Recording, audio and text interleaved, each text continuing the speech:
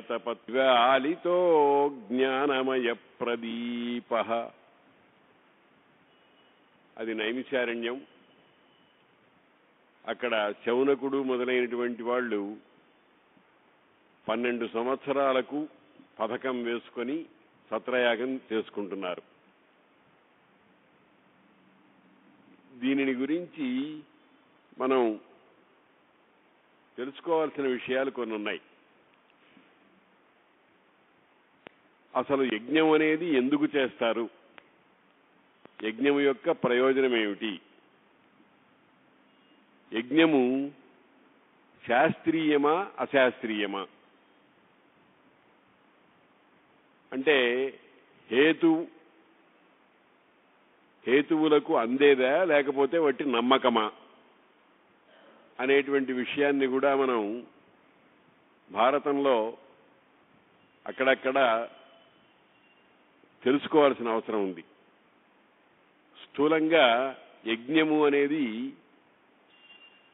జగత్తులో ఉండేటువంటి ఒక కాలుష్యానికి తొలగించే విధానంగా ఏర్పాటైంది. ఏ వర్షాదులకు అవరోధంగా ఉండేటువంటి కాలుష్యం ఉంటుందో ఆ కాలుష్యాన్ని తొలగి వాతావరణంలో ఒక సమరస స్థితిని తీసుకువచ్చి దాని చేత పంటలవి పండటం, సుభిక్షంగా ఉండటం అనే దానికి సహకరించేటువంటి ఒకానొక ప్రక్రియా విధానాన్ని యాగము అని అంటారు. ఇది చాలా మంది అపార్థం చేసుకున్నారు. ఇది ఎవరో ఒక జాతి వాళ్ళు కొల్లగొట్టడానికి, డబ్బు సంపాదించడానికి చేసినటువంటి ఏర్పాటు అని కొంచెం దూకుడుగానే మాట్లాడారు. కానీ అది కాదు. దీని ప్రయోజనం, సాక్షాత్ ప్రయోజనం చూసినటువంటి వాళ్ళు, పొందినటువంటి వాళ్ళు చాలా మంది ఉన్నారు. కాబట్టి సత్రయాగం జరుగుతోంది. సత్రయాగంలో నిన్న అనుకున్నాం, అనేకులు యజమానులై ఉంటారు. యజ్ఞం చేసేవాళ్ళు అంటే పీటల మీద కూర్చుని ఎవరైతే ప్రత్యేకించి సంకల్పం చేసి ప్రారంభిస్తారో అటువంటి వాళ్ళు ఒక్కడే అయితే అది మామూలు యాగం, అందరూ అయితే దాన్ని సత్రయాగం అని అంటున్నాను. ఇప్పుడు ఈ రోజుల్లో మనం సామూహిక లలితా సహస్రనామ పారాయణ మొదలైనటువంటి చేస్తున్నామే, ఆ రకంగా ఆ నైమిషారణ్యంలో సత్యనారాయణ వ్రతం చేస్తూ ఉంటారు. ఆ సత్యనారాయణ వ్రతం అనేటువంటిది అందరూ ఎన్ని వందల మంది అయినా సరే కూర్చుని ఏకకాలంలో చేస్తూ ఉంటారు. అదిగో అటువంటి ఒక ప్రత్యేకమైనటువంటి యాగాన్ని చేస్తున్నారు. వాళ్ళ దగ్గరకు ఈ సౌతి అనే వచ్చాడు. ఆయన లౌమ హర్షణి, ఆయన తండ్రి పేరు సూతుడు. సౌతి ఉగ్రశ్రవసుడు, తండ్రి పేరు లోమహర్షణుడు, ఈయన ఉగ్రశ్రవసుడు. అంటే చెవి చాలా తీవ్రమైనటువంటి గ్రహణ శక్తి ఉన్నటువంటి వాడు అని అర్థం అన్నమాట. ఉగ్రశ్రవసుడు అంటే అతి తీవ్రమైనటువంటి గ్రహణ శక్తి, వినికిడి సామర్థ్యం ఉన్నటువంటి వాడు. ఇది ఒక సంకేతం. అంటే ఏది ఆ చెవిన పడితే అది హృదయంలో పీట పెట్టుకుని చక్కగా కూర్చుంటుంది, ఇంకా చెదిరిపోదన్నమాట. అటువంటి ఉగ్రశ్రవసుడు ఆయన ఈ శౌనకాది మహామునులు ఉండేటువంటి చోటికి వచ్చారు. వస్తే అభివాద్య చ మునీన్స్తాంస్తు సర్వానేవ కృతాంజలి అపృచ్ఛత్ స తపో వృద్ధిం సద్భిశ్చైవ అభిపూజిత అన్నారు. సంప్రదాయాలు, ఈ సంప్రదాయం అనేటువంటిది ఇంతగా గమనించాలి. ఈయన ఒక కథకుడు, కథలు చెప్పేవాడు. కథ చెప్పడం అనేటువంటిది ఒక పెద్ద శిల్పం, ఓ శిల్పం, పనితనం. ఎవరు పెడితే వాడు కథలు చెప్పలేరు. ఎందుకనంటే అది వినేవాళ్ల యొక్క ఆకర్షణను పట్టుకోగలిగి ఉండాలి. దాన్నే హృదయము అని అన్నారు. హృదయంగమంగా ఉండాలి చెప్పే మాట. అంటే మాటలో, చేష్టలో, ముఖ కవళికలలో ఇతరమైనటువంటి సర్వ విషయాలలో ఒక ప్రత్యేకత ఉండాలి. అటువంటి కథకుడు అది ఒక వృత్తి లాంటిది. ఆయన ఏం చేశాడు, వచ్చి ఈ మహర్షులందరినీ కలిశాడు. మొట్టమొదటిగా వాళ్లకు అభివాదనం చేశాడు. వాళ్ళందరూ మహర్షులు, అంటే ఈయన స్థాయి కంటే పై స్థాయి వాళ్ళు. ఎప్పుడూ కూడా పై స్థాయి వాడు కింది స్థాయి వాడిని ఆశీర్వదించాలి, క్రింది స్థాయి వాడు పై స్థాయి వాడికి అభివాదనం చేయాలి. అభివాదనం అంటే ఏమిటంటే నామగోత్రాలు చెప్పి నమస్కరించటం. చతుస్సాగర పర్యంతం గోబ్రాహ్మణేభ్య శుభం భవతు ఆత్రేయస అర్చనానస శ్యావాశ్వత్రయార్షేయ ప్రవరాన్విత ఆత్రేయస గోత్ర ఆపస్తంభసూత్ర రఘునాథ్ శర్మ అహంభో అభివాదయే అని ఇట్లా నామము గోత్రము సూత్రము మొదలైనవన్నీ అవతల వానికి చెప్పి ఆయన పాదస్పర్శ చేసి నమస్కారం చేయటం అనే దానికి అభివాదనం అని పేరు. ఎందుకనంటే పూజా వ్యతిక్రమము పనికిరాదు అని అన్నారు. పూజించవలసిన వాళ్ళని పూజించడం అనేటువంటిది చేయకపోతే దానివల్ల అనర్థం వస్తుంది అని అన్నారు. ఆ అనర్థం మనకే కాదు, దిలీప మహారాజుకు కూడా వచ్చింది. ఆయన సంతాన నిరోధం ఏర్పడింది ఆయనకి. కాబట్టి అభివాదన చేయాలి. అభివాదన శీలస్య నిత్యం వృద్ధోపసేవినః చత్వారి తస్య వర్ధంతే ఆయుర్విద్య యశో బలం అని అన్నారు. ఇది మనం చాలా జాగ్రత్తగా గమనించవలసింది. అభివాదన శీలస్య, పెద్దవాళ్లు కనపడ్డప్పుడు నమస్కారము చేయడం అనేది శీలముగా ఉన్నటువంటి వాడు. శీలం అంటే ఏమిటంటే అది అట్లా అలవాటైపోతుందన్నమాట, ఇక ఆ పని చేయకుండా ఉండలేడు. అటువంటి అభివాదన శీలస్య నిత్యం వృద్ధోపసేవినః, వృద్ధులను ఉపసేవనం చేసేటువంటి వాడు. వృద్ధుల దగ్గర కూర్చుని, పెద్దవాళ్ల దగ్గర కూర్చుని వాళ్ళు చెప్పే మాటలు వింటూ వాళ్ళు చేస్తున్నటువంటి పద్ధతులు నేర్చుకుంటూ ఉండేవాడు అతడు వృద్ధోపసేవి. వృద్ధోపసేవిత్వం అనేది కృష్ణుడు 2-3 సార్లు స్మరించాడు. అర్జునుడిని మందలించాడు, ఏమయ్యా నువ్వు అన్నీ చదువుకున్నావు, అన్నీ బాగానే ఇచ్చేసావు, కానీ నీకు వృద్ధోపసేవ లేదయ్యా, నువ్వు పనికి మాలిన వాడివి అని 1-2 సార్లు మందలించాడు. వృద్ధులు అంటే అక్కడ మళ్లీ కూడా వివక్ష చేశారు. వృద్ధులొక లక్షయున్నను బుద్ధియ ఎవ్వరికి వారి పూజింపంగాన్ ఈ ధరణీసులలో గుణవృద్ధని సేవించితిమి త్రివిక్రము భక్తిన్. గుణముల చేత పెద్దవాడు కావాలి, వయస్సు చేత పెద్దవాడు కాదు. నతేన వృద్ధో భవతి ఏనాస్య ఫలితం శిరః, తలపండినవాడు కాదు వృద్ధుడు. యో వై యువాపి అధీయానః, అధ్యయనం చేసేటువంటి శీలం కలిగినటువంటి వాడు ఎవరో తం వృద్ధం స్థవిరా విదుహు, అటువంటి వాడిని వృద్ధుడని అంటారు. కాబట్టి వృద్ధోపసేవినః, నిత్యం వృద్ధోపసేవినః, ఇది కూడా చాలా జాగ్రత్తగా గమనించాలి మనం. నిత్యము అని అన్నారు అంటే ప్రతిదినము అన్నారు. మొన్న నమస్కారం చేశానులే ఇవాళ ఎందుకు చేయడం అని అనుకోకూడదు. దాంట్లో సాంతత్యం ఉండాలి, అంటే ఎడతెగనితనం ఉండాలి. ఇది ఎట్లాంటిదంటే భోజనం చేయటం లాంటిది. ఏ రోజుకు ఆ రోజు భోజనం చేస్తున్నాం, కానీ వారానికి ఒకసారి భోజనం చేయం కదా. భోజనం ఎట్లా చేస్తామో పెద్దలకు నమస్కారం చేయడం, వాళ్ళని సేవించడం కూడా అదే రకంగా ఉండాలి. అందుకనే నిత్యం వృద్ధోపసేవినః చత్వారి తస్య వర్ధంతే, 4 విషయాలు అతనికి వృద్ధి పొందుతాయిట, పెంపొందుతాయిట. ఆయుర్విద్య యశో బలం, ఆయువు విద్య యశస్సు బలము, ఈ 4 పెంపొందుతాయిట. అది పెద్దవాడు చెప్పారు. మనం దాన్ని ఆచరణ చేసి అవునో కాదో తేల్చుకోవాలి. ఇవన్నీ ఏదో చాదస్తపాండ్లండి అని కొట్టిపారేయడానికి పెద్ద తెలివితేటలు అక్కర్లే.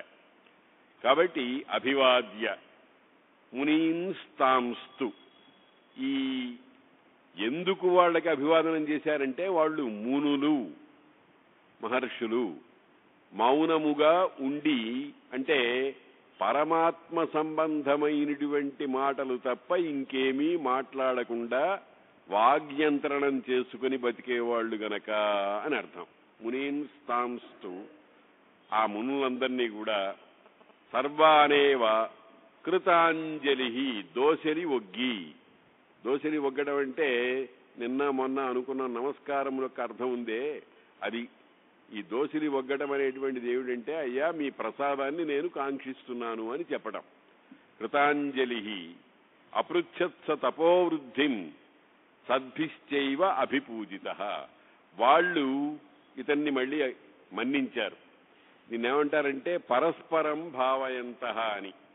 మనం పెద్దవాళ్లకు నమస్కారం చేస్తే పెద్దవాళ్ళు మనల్ని దీవిస్తారు. దాన్నే ప్రత్యభివాదం అంటారు. ప్రత్యభివాదం అంటే ఇందాక నేను చెప్పాను, చతుస్సాగర పర్యంతం ఆత్రేయస గోత్ర హంభో అభివాదయే అని చిన్నవాడు పెద్దవాడి దగ్గరికి పెడితే ఆయన ఆయుష్మానేధిభో అంటాడు. అది అనవలసినటువంటి పద్ధతికి కొన్ని ఏర్పాట్లు కూడా ఉన్నాయి. ఆయుష్మానేధి భో అని 3 మాత్రల కాలంలో ఉచ్చరించాలట దాన్ని. అలా ఉచ్చరిస్తే ఏం జరుగుతుంది అని అంటే అది ప్రత్యభివాదనం అంటారు. అభివాదనము ప్రత్యభివాదనము. ఆయన స్పందించాడు. మనం నమస్కారం చేస్తే అవతలవాడు చిరునవ్వు నవ్వటమో లేకపోతే చెయ్యెత్తటమో బాగుంది అనటమో ఏనైనా నువ్వు ఎట్లా ఉన్నావు అని అనటమో దాన్ని ప్రత్యభివాదనం అంటారు. ఆ పని వాళ్ళు చేశారు. దీన్ని ఏమన్నాం, సంప్రదాయం అన్నాం. ఇది తెలియదు చాలా మందికి. వాళ్ళంటే నాకు మనస్సులో గౌరవం ఉందండి, ప్రత్యేకించి అందరూ చూసేట్టుగా నమస్కారం చేయాల్సిన అవసరం ఏముంది అని అనుకుంటాడు ఒక్కొక్కడు. కానీ అది కాదు. చేస్తే నష్టమే ఉంది. ఎవరన్నా పెద్దవాళ్ళు మనుషులు లాంటి వాళ్ళు కనిపిస్తే పాదాభివందనం చేస్తే మనం పోగొట్టుకునేదేం లేదు కదా. కాబట్టి అభివాదనము అనేటువంటిది ప్రత్యక్షంగా చేయవలసిందే. అదే చెప్తున్నాడు సంప్రదాయం. అభివాద్యత్ మునీన్స్తాంస్తు సర్వేష్ కృతాంజలి అపృచ్ఛత్స తపోవృద్ధిం. అయ్యా మీ తపస్సు చక్కగా పెంపొందుతున్నదా అని అడిగాడు. మనం మామూలుగా ఏమడుగుతాం, అయ్యా బాగున్నారా, ఆరోగ్యం బాగుందా అంటాం ఎవరన్నా కనిపించినప్పుడు. సాధారణంగా క్షేమమా కుశలమా అంటాం. ఈ అడగటానికి కూడా కొన్ని పద్ధతులు, కొన్ని ఫిక్స్డ్ వర్డ్స్ ఏర్పాటు చేశారు. బ్రాహ్మణం కుశలం పృచ్ఛేత్, క్షత్రబంధు మనామయం. ఒక్కొక్కడికి ఒక్కొక్క శబ్దాన్ని ప్రత్యేకించి వాడాలట. ఎందుకంటే వాళ్ళ స్థితిని బట్టి. అందుకని ఈ కుశలం అడిగారు. కుశలము అనే మాటకు అర్థం ఏమిటంటే క్షేమము అని ఒక అర్థం. ఇంకొక అర్థం ఏమిటంటే నైపుణ్యము అని ఒక అర్థం. నైపుణ్యం, ఒక పని చేయటంలో ఉండేటువంటి పొరపాటు లేని లక్షణం ఏదైతే ఉందో దాన్ని నైపుణ్యం అంటారు. కుశల అనే శబ్దం ఎట్లా ఏర్పడిందనంటే, కుశ అంటే దర్భలు. ఆ దర్భల్ని విద్యార్థి గురువు గారి యొక్క హోమాది కార్యాలకు, యజ్ఞయాగాది కర్మలకు నది ఒడ్డుకు వెళ్ళి తీసుకురావాలి. ఆ కుశ అంచు ఖడ్గంలా ఉంటుంది, కత్తిలా ఉంటుంది. ఆ కత్తిలా ఉండేటువంటి ఆ కుశ చెయ్యి కోసుకుపోతుంది. అట్లాంటి ప్రమాదం ఏం పడకుండా ఒడుపుగా దాన్ని పట్టుకుని ఎట్లా పట్టుకోవాలో, ఎక్కడ కొయ్యాలో అవన్నీ చక్కగా తెలిసి భద్రంగా ఇంటికి వచ్చిన వాడు కుశలుడు. కుశాన్ లాతి గృహ్ణాతీతి కుశల, కుశములను తీసుకొచ్చేవాడు అని. కానీ అట్లాగే ఏదైనా ఒక పనిలో ప్రమాదపడకుండా, గాయాలు పాలు కాకుండా, దెబ్బతినకుండా ఓ పని సాధించుకొచ్చినటువంటి వాడిని నేర్పరి అంటాం. అదే కుశలుడు అనేటువంటిది. ఆ కుశలం వాళ్ళందరినీ కూడా అడిగాడు.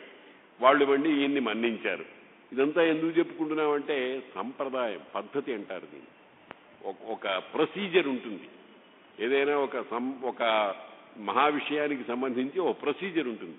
ఆ ప్రొసీజర్ని ఇప్పుడు మనం తద్దినాలు మొదలైనవి పెట్టేటప్పుడు ప్రొసీజర్ చూడండి, అది ఒక సిస్టమేటిక్ గా ఇట్లాగా అని ఉంటుంది. దాని ప్రకారమే వెళ్ళాలి. అదంతా ఎందుకండి ఏదో కానిచ్చేసేయండి అని అంటే పెట్టక్కర్లా తద్దినం. అది శ్రాద్ధం కాదు, ఏదో మొక్కుబడి అంటామే, ఆ రకంగా అన్నమాట. అథ తేషూపవిష్టేషు సర్వేష్వేవ తపస్విషు నిర్దిష్టమాసనం భేజే వినయాత్ లౌమహర్షణి. వాళ్ళందరూ కూర్చున్న తరువాత అసతేషు తపస్విషు ఉపవిష్టేషు, చక్కగా వాళ్ళు మంచి శ్రేష్టమైనటువంటి పద్ధతిలో, దాన్నే ఆసనం అంటారు, ఒక విధమైనటువంటి ఆసనం. ఆ ఆసనంలో కూర్చున్న తర్వాత, ఎందుకనంటే శరీరము ఒక క్రమంగా ఒక శిక్షణకు లోబడి ఉంటే శరీర అంతర్భాగమైనటువంటి మనస్సు నిలకడగా ఉంటుంది. శరీరము కదలుతూ ఉందనుకోండి, దాన్ని బట్టి మనస్సు కూడా చంచలమైపోతుంది. అందుకని ఏకాగ్రత అనేది సిద్ధించాలి. అందుకని చెప్తున్నారు, అసతేషు ఉపవిష్టేషు సర్వేష్వేవ తపస్విషు. అక్కడ చేరినటువంటి చెప్పాం కదా, కులపతి ఆయన పేరు, శౌనకుడు కులపతి. కులపతి అంటే 10,000 మందికి భోజనం పెట్టి చదువు చెప్పేటువంటి పరిస్థితి కలిగినటువంటి వాడు. అంటే ఇప్పుడు అక్కడ తక్కువ కాకుండా 10,000 మందికి పైన ఉన్నారన్నమాట. 10,000 మంది ఉన్నారన్నమాట. అటువంటి 10,000 మంది సర్వేషు ఉపవిష్టేషు, అందరూ కూర్చున్న తర్వాత, ఏదో గబక్కన ఏదో 4 కూర్చున్నారు కదా అని కాదు, అందరూ కూర్చోవాలి. అది వాళ్ళ ఎందుండేటువంటి గురుభావాన్ని అభివ్యక్తం చేస్తుంది. కూర్చుని ఆయన ఏం చేశాడు, వినయాత్ లౌమహర్షణి నిర్దిష్టాసనం భేజే. వినయంతో, వినయం అంటే ప్రహ్వీభావం అంటారు. వినయం అంటే ఏమిటనమాట, తన శరీరాన్ని కొంచెం అట్లా వంచుకోవటం అంటే అది ఒక భావ ద్యోతకం. అయ్యా నేను మీకంటే చిన్న స్థాయిలో ఉన్నానని గుర్తిస్తున్నాను అని చెప్పడం. వినయాత్ లౌమహర్షణి. ఆ లోమహర్షణ పుత్రుడైనటువంటి ఉగ్రశ్రవుడు అక్కడ తనకు నిర్దేశించినటువంటి ఆసనం మీద కూర్చున్నాడు. ఇవన్నీ ఏమిటంటే చిన్న సిల్లీ థింగ్స్, చిన్న చిన్న విషయాలు. ఇవన్నీ చెప్పాలా, వీటిని గురించి ఇంత కాలక్షేపం చేయాలా అని మనకు అనిపిస్తుంది. కానీ ఇదంతా చాలా అవసరమైనటువంటి విషయం. ఎందుకనంటే అది ఈ జ్ఞాన సంపాదన విషయంలో పొందవలసినటువంటి జాగరూకత, అది మనం తెలుసుకోవాలి. అందుకోసం చెప్తున్నారు, సుఖాసీనం తతస్తంతు విశ్రాంతముపలక్ష్య చ అథా పృచ్ఛదృషిస్తత్ర కశ్చిత్ ప్రస్తావయన్ కథా. ఇందులో సాధారణంగా స్పోక్స్మెన్ అని ఒకడు ఉంటాడు. ఎవరో 10 మంది ఉన్న చోట ఎవడు పడితే వాడు అందరూ కూడా అయ్యా అయ్యా అయ్యా అని అరవరు. ఎవరో ఒకరిని ప్రత్యేకించి నిర్దేశిస్తారు, అయ్యా మీరు మాట్లాడండి, మీరు ఉపక్రమించండి అని ఎవరినో ముందరికి పెడతాడనమాట ఆ కులపతి. ఒకానొక ఋషి అట్లా కూర్చున్న తర్వాత సుఖాసీనం తతః తం విశ్రాంతం. ఆసనం చక్కగా సుఖంగా కూర్చున్నాడు. సుఖంగా కూర్చోవడం అంటే ఏమిటంటే నొప్పులు పుట్టకుండా, ఈ ఎముకలు మొదలైనవి పక్కన దేనికో గుచ్చుకుని బాధ కలగకుండా ఉంటాడనమాట. అందుకనే భగవద్గీతలో కూడా సుఖాసీన శుచిస్మిత అంటారు. సుఖాసీనుడైనటువంటి వాడు నా శరీరంలో ఏ విధమైనటువంటి నొప్పి మొదలైనవి లేవు అన్నదానికి సూచనగా పవిత్రమైన నవ్వు నవ్వుతూ ఉంటాడట, శుచిస్మితుడై ఉంటాడట. అంటే మనస్సులో ఏ కల్మషం లేదు, మనస్సులో ఏ రకమైనటువంటి బాధ లేదు, హాయిగా ఉన్నాను నేను అనేటువంటి భావన వాడి ముఖంలో ద్యోతమానమవుతూ ఉంటుందన్నమాట. అందుకని సుఖాసీన శుచిస్మిత అని అన్నారు. సుఖాసీనం తతస్తంతు విశ్రాంతముపలక్ష్య చ. అంటే విశ్రాంతిగా ఉన్నాడు అంటే ఎక్కడి నుంచో వచ్చాడు, బడలిక, మార్గాయాసం అంటారు. ఆ బడలిక అంతా కూడా తీరి హాయిగా ఉన్నాడు. మనం ఎవరన్నా భారతదేశం సంప్రదాయం ఏమిటి, ఎవరన్నా ఇంటికి వచ్చిన వెంటనే మొట్టమొదట అయ్యా కాళ్ళు కడుక్కోండి అంటాం. ఆ తర్వాత మంచినీళ్లు కావాలా అంటాం. ఆ తర్వాత ఏదైనా మనకి తోచినది వాడికి అవసరమైనది పదార్థాలు ఇస్తూ ఉంటాం. ముందర క్షేమ సమాచారాలు అడుగుతాం, అందరికీ కుశలమా అని అడుగుతూ ఉంటాం.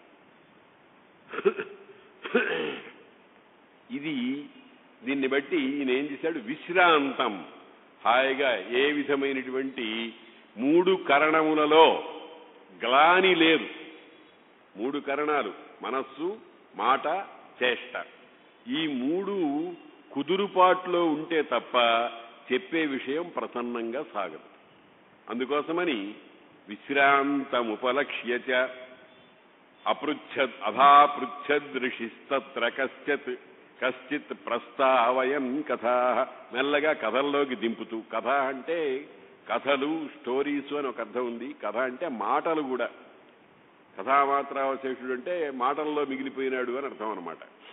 వాటిని ప్రస్తావయన్ ప్రారంభిస్తూ ఏదైనా ఒక విషయాన్ని గురించి తెలుసుకోవాలి అనేటువంటి జిజ్ఞాస ఉన్నవాడు ఏం చెయ్యాలి అన్నారంటే అడగాలి. ధర్మశాస్త్రం ఏం చెబుతోందంటే నా పృష్ట కస్యచిద్ బ్రూయాత్, అడగకుండా ఎవ్వరికీ ఏమీ చెప్పవద్దు. అయ్యా రండయ్యా రండి, నేను ఇక్కడ పురాణం చెబుతున్నాను, భారతం చెబుతున్నాను అని నేనై ఓ పెద్ద మైక్ పట్టుకుని బూరా వాయించకూడదు.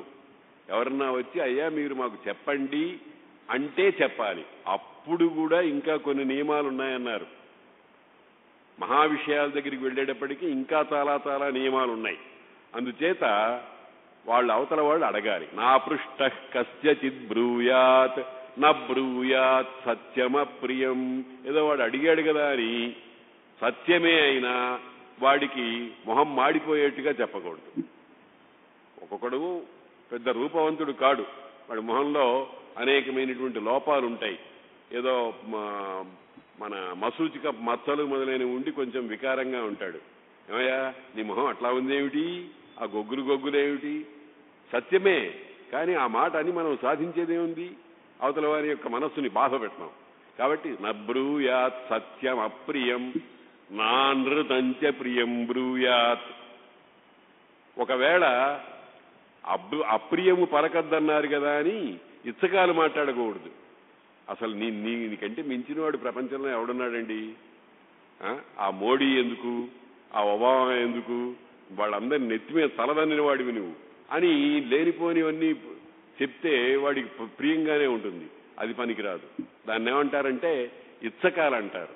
పని సాధించుకోవడానికి అవతల వాడిని తృప్తిపరిచే మాటలు. నానృతంచ ప్రియం బ్రూయాత్ ఏష ధర్మ సనాతన. ఇది సనాతనమైన ధర్మము అని అన్నారు స్మృతికారులు. కాబట్టి ఎట్టా మాట్లాడాలి.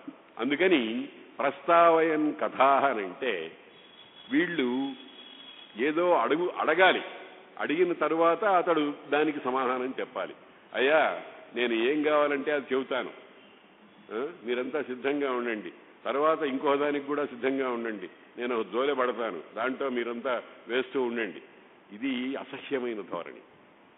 దీన్ని ఏమంటారంటే లేఖితనం అంటారు. ఆ దృష్టితో రాలేదు ఆయన మహానుభావుడు. తన జ్ఞానము కేవల కృపన్ అజ్ఞానికి ఉపదేశ విధి ప్రకాశము చేయంగాన్ అది సకల ధరిత్రీదానంబుల కంటే అధికతర ఫలనమగున్ అన్నారు భారతంలో. చాలా అద్భుతమైన మాట. శాంతి పర్వంలో చక్కటి మాట ఉంది. జ్ఞానము కేవల కృపన్. కేవల కృప అనే మాటలో అర్థం ఏమిటంటే ప్రతిఫలాపేక్ష లేకుండా, ఇది నేను వానికి ఇస్తే నాకేం లభిస్తుంది అనేటువంటి భావన లేకుండా నాకు ఆనందం లభిస్తుంది అంతే, ఇంకేం అక్కర్లేదు. జ్ఞానము కేవల కృపను అజ్ఞానికి ఉపదేశ విధి ప్రకాశము చేయంగాన్ అది సకల ధరిత్రీ దానంబుల కంటే అధికతర ఫలదమగున్. అన్ని సమస్తమైన భూమండలాన్ని దానం చేయటం కంటే కూడా గొప్ప ఫలాన్ని ఇస్తుంది అని చెప్పారు. ఇది అతిశయోక్తి అనుకోనక్కర్లే. ఎందుకనంటే జ్ఞానము వల్ల ఏం కలుగుతుంది? జ్ఞానాదేవహి కైవల్యం. జ్ఞానం వల్ల కైవల్యం కలుగుతుంది, మోక్షం అనేటువంటి మహాఫలం వస్తుంది. ఈ ధరిత్రి మొదలైనవి ఏం చేస్తాయండి దాని ముందర? విలువ గడితే జ్ఞానం ముందర ఈ భూమండలం యొక్క విలువ అనేటువంటిది ఎంత తుచ్చము, అటువంటి దాన్ని చెప్పారనమాట. అందుకని ఆయన ఏం చేశాడు? వాళ్ళందరికీ కూడా ప్రతిఫల అపేక్ష లేకుండా చెప్పడానికి వచ్చాడు. మనం భారతం అంతా చదివిన తర్వాత ఈ శౌనకాది మహామునులందరూ కూడా సూతికి ఈ లవమహర్షణి అనేటువంటి ఉగ్రశ్రవుడికి పెద్ద సన్మానం చేసి ఆయన నెత్తి మీద ఏదో పెట్టారు అనేటువంటి మాట భారతంలో ఎక్కడా కనపడదు. దీన్ని బట్టి మనకి ఊహ ఏంటంటే ఆయన నిష్ఫలంగా నిష్కామనగా చెప్పాడు. ఒక ఆనంద పరివాహంలో తాను మునిగి తక్కినవాడని ముంచటానికి చెప్పాడు అనేటువంటిదే తప్ప దానికి ఏదో ప్రతిఫలం తీసుకున్నాడు అనేటువంటిది మనం ఊహించలేమన్నమాట. అది సంప్రదాయం కాదు. అప్పుడు ఆయన అంటున్నాడు, కుత ఆగమ్యతే సౌతే క్వచాయం విహృతస్త్వయా కాలః కలయ కమలపత్రాక్ష శంసైతత్ పృచ్ఛతో మమ. అయా మహానుభావ, సౌతీ సంబోధన. అయ్యా సుత కులలో పుట్టినటువంటి మహానుభావ, కుత ఆగమ్యతే, ఎక్కడి నుంచి వస్తున్నావు? మామూలు మాట ఇది. ఏమండి, ఎక్కడి నుంచి వస్తున్నారు తమరు అని. ఎక్కడి నుంచి వస్తున్నారు అనే ప్రశ్నలో ఏమిటండి ప్రత్యేకత అంటే, ఒక్కొక్క చోటికి వెళ్ళిన తరువాత నేరుగా ఇంటికి వెళ్ళాలి, ఇంకెక్కడికి వెళ్ళకూడదు అని ఒక ఆచారం ఉంది మనకి. ఎవరన్నా చనిపోయినారనుకోండి, ఆ కర్మకాండాల రోజుల్లో ఎక్కడికన్నా వెడితే అక్కడి నుంచి ఇంకోళ్ళ ఇంటికి వెళ్ళకూడదు. ఒక యజ్ఞం దగ్గరికి వెళ్ళామనుకోండి, అక్కడి నుంచి నేరుగా ఎక్కడికైనా వెళ్ళొచ్చు. కాబట్టి అక్కడ జరిగినటువంటి పవిత్రమైనటువంటి ఒక వాతావరణాన్ని నీతో పాటు మా దగ్గరికి తీసుకొస్తున్నావు అనేటువంటి దృష్టితో కుత ఆగమ్యతే, ఎక్కడి నుంచి తమరు రాక అని అంటున్నారు. కుత ఆగమ్యతే సౌతే క్వచాయం విహృతస్త్వయా, ఎక్కడెక్కడ తిరిగి వచ్చావు, ఏ ఏ దేశములంజరించితిది, ఏ ఏ గిరులు చూచినారు అని ఆ మను చరిత్రలో ప్రవరుడు ఆ సిద్ధుణ్ణి అడిగాడు కదా. అదే రకంగా మీ సంగతి ఏమిటి? అదేమిటంటే, ఒక రకంగా ఆలోచిస్తే దేశకాల విశేష జ్ఞానం పొందటానికి వేసే ప్రశ్న. కుత క్వచాయం విహృతస్త్వయా కాలః కమలపత్రాక్ష శంసైతత్ పృచ్ఛతో మమ. ఈ కాలమంతా ఎక్కడ తిరిగి వచ్చారు మీరు, మాకు చెప్పండి అన్నారు. అంటే ఇందులో ఇంకొక చమత్కారం కూడా ఉంది. ఈ సౌతి మొదలైనటువంటి వాళ్ళకి ప్రత్యేకమైనటువంటి కొంప, గోడు, సంసారము మొదలైనటువంటి బంధనాలు లేవు. వాళ్ళు అతిథులు. అతిథులు అంటే అసమాన గ్రామీణ అతిథి ఐకరాత్రిక అని ఒక నియమం ఉంది. ఆ ఊరివాడు ఆ ఊరికి అతిథి కాదు. నేను మీ ఇంటికి వస్తే నేను అతిథిగా స్వీకరించనక్కర్లేదు. ఎందుకంటే అసమాన గ్రామీణుడైతేనే, ఆ ఊరివాడు కాకుండా ఉంటేనే వాడు అతిథిగా పరిగణింపబడతాడు.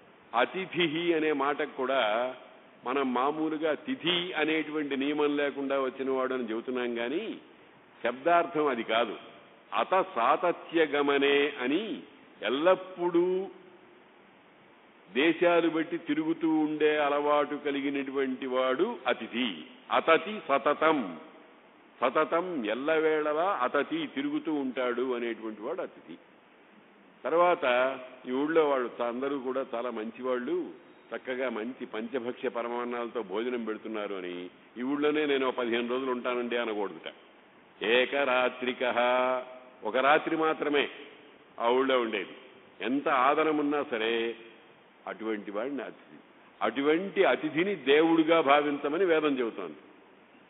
ఎందుకనంటే ఏమిటి అతనిలో ఉన్న దివ్యత్వము, దేవలక్షణం ఏమిటి అని అంటే, అతడు విరాగి అని అర్థం.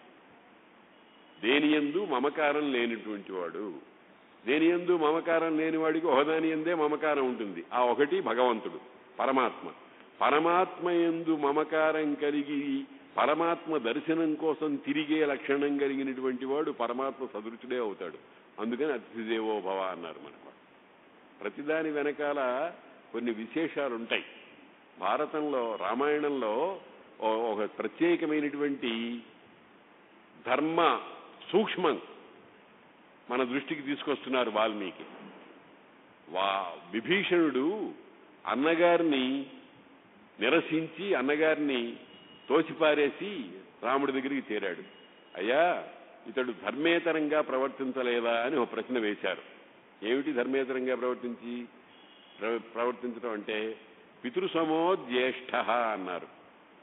అన్నగారు, పెద్దన్నగారు తండ్రితో సమానము అని అన్నారు. మరి రావణాసురుడు అన్నగారే విభీషణుడికి ఎందుకు పరిత్యజించాడు అనేటువంటి విషయాన్ని ప్రస్తావించి, పితృసమో జ్యేష్ఠ అనే మాట సత్యమే కానీ ఆ జ్యేష్ఠుడు దుష్టుడైతే, ధర్మేతర ప్రవృత్తి కలిగిన వాడైతే వాడిని పితృసమంగా భావించకూడదు అని కూడా ఉంది అని వివరించారు విభీషణుడు వృత్తాంతంలో. కాబట్టి స్థూలంగా ఉండే మాటల వెనకాల కొన్ని సూక్ష్మార్థాలు ఉంటాయి. వాటినే ధర్మ సూక్ష్మాలు అంటారు. ధర్మ సూక్ష్మం అంటారు. తండ్రినైనా సరే, గురువునైనా సరే ఆతతాయి అయి ఎదురుగుండా చంపడానికి వస్తున్నటువంటి గురువునైనా సరే వదిలిపారేయాల్సిందే అని చెప్పినటువంటి మాటలు ఉన్నాయి. అందుకని సామాన్య ధర్మాలు, విశేష ధర్మాలని ఉంటాయి. అందుకోసం అసమాన గ్రామీణ అతిథిరైకరాత్రిక అని. కాబట్టి కుత ఆగమ్యతే సౌతే క్వచాయం విహృతస్త్వయా కాల. ఇక్కడ చాలా అందమైన ఒక సంబోధన చేశారండి. కమలపత్రాక్ష, ఆయన కళ్ళల్లో తామర రేకుల వంటి కాంతులు కనిపిస్తూ ఉన్నాయట. కమలపత్రాక్ష సర్వేంద్రియాణం నయనం ప్రధానం. ఇంద్రియములన్నింటిలోనూ కళ్ళనేవి చాలా ముఖ్యమైనటువంటివి అని చెప్తారు. సర్వస్య గాత్రస్య శిరః ప్రధానం. శరీరానికి అంతటికీ కూడా తలకాయ ప్రధానము. అన్ని అవయవాల్లో కన్ను చాలా గొప్పది అని. కమలపత్రాక్ష అంటే ఆ కళ్ళు చాలా అందంగా చక్కగా వికసించిన పద్మము రేకుల్లాగా ఉన్నాయి అని అంటారు. ఇక్కడ అనవసరంగా ఈ సన్యాసి లాంటి వీడి కన్నుల సౌందర్యాన్ని చెప్పవలసిన అవసరం ఏముంది అని మనకు అనిపిస్తుంది. కానీ మన వాళ్ళు అంటారు కదా, face is the index of the mind అని. ఆ కళ్ళల్లో ఉండేటువంటి కాంతి విశేషము అతని హృదయంలో నిండినటువంటి జ్ఞాన సంపదలకు స్ఫోరకం. దాన్ని మనం గమనించాలి. కమలపత్రాక్ష ఋషివాక్యాన్ని ఏదో ఆషామాషిగా తీసుకోకూడదు మనం. ఋషి అంటే దర్శన సామర్థ్యం కలిగిన వాడు అని అంటారు. ఋషిశ్చకిల దర్శనాత్. ఋషి అనే మాటకు దర్శనము. దర్శనం అంటే ఊరికే చూడటం అని కాదు. చర్మచక్షువులతో చూడటాన్ని దర్శనం అనరు. జ్ఞానచక్షువుతో చూడటం అనేటువంటి దానికి దర్శనం అని పేరు. అటువంటి దర్శనం అనేటువంటిది దాన్ని ఏమంటామంటే కనులు లోనమలంచి చూడటం. ఈ కళ్ళు లోపలికి తిప్పుకుని చూడటం అన్నమాట. కాబట్టి అటువంటి దాన్ని అభివ్యక్తం చేయటం కోసం కమలపత్రాక్ష అంటారు. దీన్నే అలంకార శాస్త్రంలో ధ్వని అంటారు. ప్రతీయమానార్థము అని అంటారు. అంటే తోచే అర్థం. ధ్వని అంటే ఏమిటంటే సూక్ష్మంగా చెప్పుకోవాలంటే ఏమి అనుకోదలుచుకున్నామో అదంతా ధ్వని, ఏమి అన్నామో అది పైకి అన్నమాట. లోపల చాలా ఉంటాయి. అంటే మనం ఎప్పుడైనా ఏదైనా అంటే నీ ఉద్దేశం ఇదే కదా అని అవతల వాడు ప్రశ్నిస్తూ ఉంటాడు. అగో ఆ ఉద్దేశం ఏదైతే ఉందో దాన్ని ధ్వని అంటాం అన్నమాట. కమలపత్రాక్ష ఏవం పృష్టోబ్రవీత్ సమ్యక్ యథావత్ లౌ మహర్షణి వాక్యం వచన సంపన్న తేషాంచ చరితాశ్రయం తస్మిన్ సదసి విస్తీర్ణే మునీనాం భావితాత్మనాం. భావితాత్మలైనటువంటి ఆ మునులందరి యొక్క ఆ సదస్సులో వాళ్ళు అడిగిన వాటికి అన్నిటికీ సూక్ష్మంగా సమాధానం చెప్పాడు. చెప్పి ఆయన అక్కడ నెలకొని ఉన్నాడు అని చెప్తున్నారు. అక్కడ మునీనాం భావితాత్మనాం అనే మాట ఒకటి ఉంది. భావితమైన ఆత్మ కలిగినటువంటి వాళ్ళు అంటే వాళ్ళ నిరంతరము ఆత్మ పదార్థ విచారణ మాత్రమే చేస్తూ ఉంటారు. కానీ పనికి మాలిన విషయాలను గురించి వాళ్ళ మనస్సుల్లో ఆలోచనలు రానే రావు. ఎందుకనంటే వాళ్ళు మునులు గనక. ముని అంటే మననాత్, భగవంతుణ్ణి గురించి చెప్పే శాస్త్రములను మననం చేస్తూ ఉంటారు. మనస్సులో ఆవృత్తి చేసుకుంటూ ఉంటారు, భావన చేస్తూ ఉంటారు. ఇతరమైనటువంటి వ్యర్థమైన మాటల్ని మాట్లాడరు. నిరంతరము వాళ్లకు ఒకటే ధ్యాస. కాబట్టి అటువంటి భావితాత్మనాం సదసి, అటువంటి వాళ్ళందరూ ఉన్నటువంటి ప్రదేశంలో ఆ మహర్షి అలా చెప్పారు. అప్పుడు సౌతిరువాచ, ఇది ఒక సంప్రదాయం. తరువాతి మాట ఎవరన్నారు అనేటువంటిది కావ్యకర్త మనకు తెలియజేస్తుంటాడు. ఇప్పుడు మాట్లాడబోయేది సౌతి యొక్క మాట అండి. ఉవాచ, మన వాళ్ళు ఇప్పుడు అది ధర్మరాజు ఉవాచ అంటే ధర్మరాజు గారి మాట అన్నట్టుగా తీసుకుని ఆ శబ్దార్థం సరిగ్గా తెలియకుండా ఉవాచ అంటే పలికెను అని అర్థం. ధర్మరాజు ఉవాచ అంటే ధర్మరాజు నీ పలుకు అనేటువంటి అర్థం వస్తుంది. కాబట్టి ఆ శబ్దం అట్లాగా గమనించాలి. ఉవాచ పలికాడు. సౌతిరువాచ ఏమిటన్నాడు? జనమే జయశ్చరాజర్షే సర్పసత్రే మహాత్మనః సమీపే పార్థివేంద్రస్య సమ్యక్ పారీక్షితస్య చ కృష్ణద్వైపాయన ప్రోక్తాః సుపుణ్యా వివిధాః కథాః కథితాశ్చాపి విధివత్ యా వైశంపాయనేన వై శ్రుత్వాహం సా విచిత్రార్థా మహాభారత సంహితాః. ఇది చెప్పాడు. ఎక్కడి నుంచి వచ్చావు, ఎంతకాలము ఎక్కడ తిరిగావు అనే దానికి సమాధానంగా జనమేజయస్య రాజర్షే, జనమేజయుడు అనేటువంటి రాజర్షి ఒక ఆయన ఉన్నాడండి. జనమేజయుడు అంటే పాండవులలో మధ్యముడైనటువంటి అర్జునుని కుమారుడు అభిమన్యుడు, అభిమన్యుని కుమారుడు పరీక్షిత్తుని కుమారుడు జనమేజయుడు. ఇది వంశానుచరితం. పురాణంలో వంశానుచరితం అనేది కూడా ఉంటుంది. అంటే వాని కొడుకు వీడు, వీని కొడుకు వాడు, వీడు అని చెప్తారు. ఎందుకనంటే ఒక్కడు మా కులం ప్రహ్లదుడైన ఒక్క కులపాంసను చేసిన దాన తత్కులంబెల్లను దూషితంబగుట ఏమి అపూర్వము అన్నారు భారతంలో. ఒక దుర్మార్గుడు వంశంలో భ్రష్టుడైతే వంశమంతా పాడైపోతుంది. చెరకు తుద వెన్ను పుట్టిన చెరకున తీపెల్ల చెరచు సిద్ధము సుమతి అని సుమతి శతకారుడు చెప్పాడు చూడండి. ఆ రకంగా కాబట్టి వంశం అంతా పవిత్రంగా ఉండాలి. అందుకనే చాలా మంది చాలా జాగ్రత్తగా ప్రవర్తిస్తారు. అందుకనే విశ్వనాథ సత్యనారాయణ గారు కల్పవృక్షంలో ఒక విచిత్రమైనటువంటి పద్యం సంధించారు.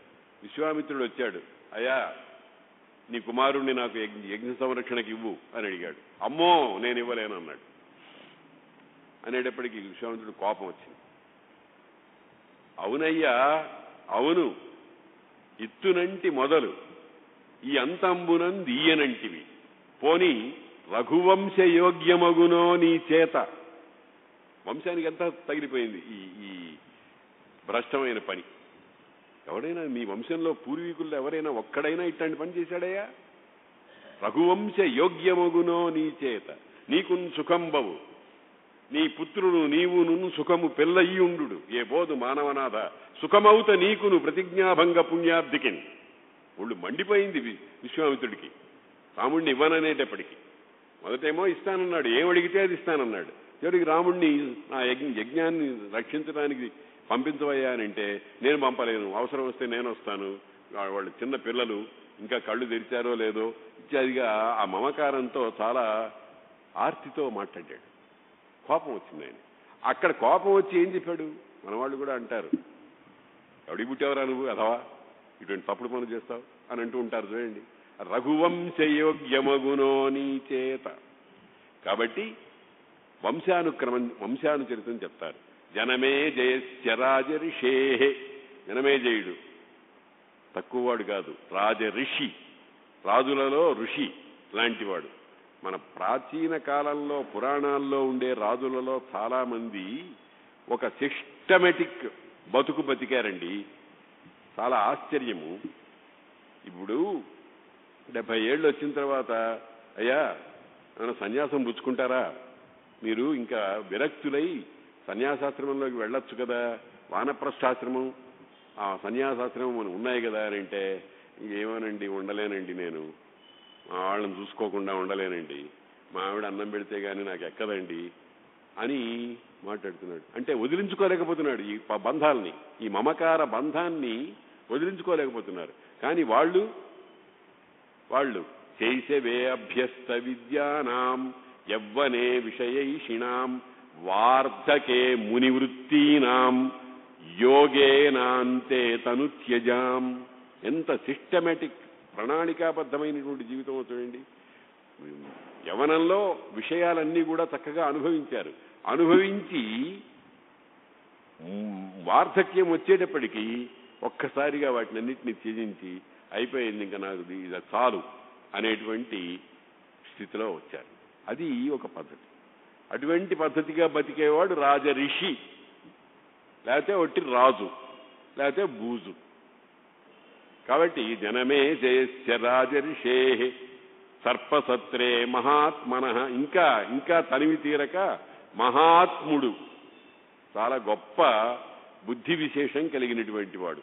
ఈ మహాత్మ అనే శబ్దం పురాణాల్లో, రామాయణంలో, భారతంలో మనకి చాలా చోట్ల వినిపిస్తుంది. వినిపించిన చోటల్లా మహాత్ముడు అంటే చాలా గొప్పవాడు భగవంతుడికి. స మహాత్మా సుదుర్లభ అన్నాడే, బహూనాం జన్మనామంతే జ్ఞానవాన్ మాం ప్రపద్యతే వాసుదేవ సర్వమితి సమహాత్మ అన్నాడే. ఆ అర్థం తీసుకోకూడదు. మహాత్మా అని అంటే ఆత్మశబ్దానికి దేహం అని అర్థం ఉంది, ఆత్మశబ్దానికి బుద్ధి అని అర్థం ఉంది, ఆత్మశబ్దానికి పరమాత్మ అనే అర్థం ఉంది, ఇంకా అనేకమైన అర్థాలు ఉన్నాయి. సందర్భానికి తగినట్టుగా మనం అర్థం తీసుకోవాలి. ఇక్కడ మహాత్మన అంటే మంచి బుద్ధి విశేషం కలిగినటువంటి వాడు. మహాత్మన రాజరిషే సమీపే పార్థివేంద్రస్య. రాజరిషి, మహాత్ముడు, పార్థివేంద్రుడు చక్రవర్తి. పార్థివ అంటే పృథివీకి అధిపతి.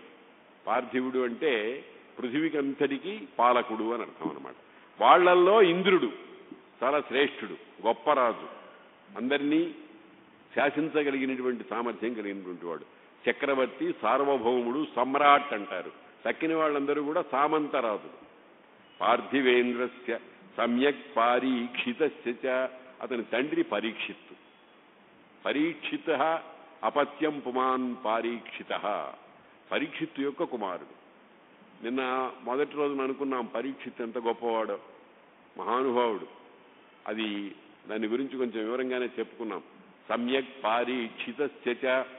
ఆయన చేసినటువంటి కృష్ణద్వైపాయన ప్రోక్తా సుపుణ్యా వివిధా కథా కథితాశ్చాపి విధివత్ యా వైశంపాయనేన వై. కృష్ణద్వైపాయనుల వారు ఆ యజ్ఞంలో ఏది సర్పయాగం చేయాల్సి వచ్చింది. ఆయన సర్పయాగం అంటే సర్పాలన్నింటినీ కూడా భస్మం చేసేసేయటం. ఎందుకనంటే తక్షకుడు తన తండ్రికి అపకారం చేశాడు.